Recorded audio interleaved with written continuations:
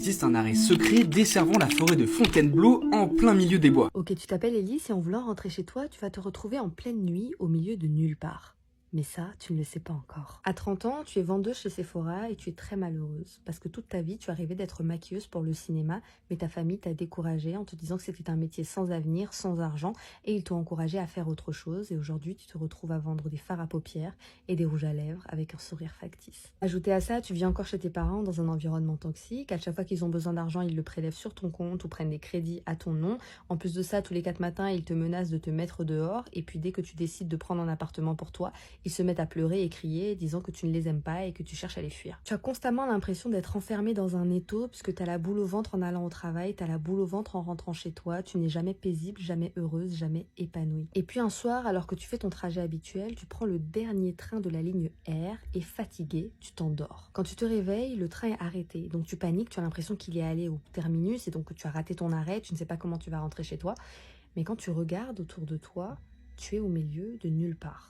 Il n'y a qu'une forêt, personne n'est dans la rame et les portes sont ouvertes. Tu vas rester assise longtemps en attendant que la sonnerie retentisse et que les portes se referment pour que le train reparte, mais il n'y a rien. Tu vas alors attendre que le chauffeur vienne te dire que c'est le terminus ou alors qu'il y a un problème, mais personne ne vient. L'heure tourne, tu as envie de rentrer chez toi, tu ne peux pas rester ici éternellement et donc tu te lèves de ton siège et tu sors la tête à l'extérieur pour voir s'il y a d'autres personnes qui, comme toi, sont dans la même situation. Mais il n'y a personne. Tu es seul et face à toi se trouve une forêt qui se découpe dans la nuit avec d'immenses arbres dont les branches se mettent à trembler sous le souffle du vent. Tu te mets à regarder dans les rames aux alentours, mais il n'y a personne. Tu te mets alors à marcher là où devrait se trouver le conducteur, mais pareil. Tu sors alors ton téléphone de sa poche pour appeler quelqu'un ou même regarder l'itinéraire pour marcher jusqu'à la prochaine station, mais il n'y a pas de réseau. Et quand tu finis par relever la tête, le train a disparu. Tu te retrouves au milieu d'une forêt sans savoir comment t'es arrivé là. Le souffle du vent dans les feuilles fait penser à un cri de fantôme. Il fait froid, tu frissonnes.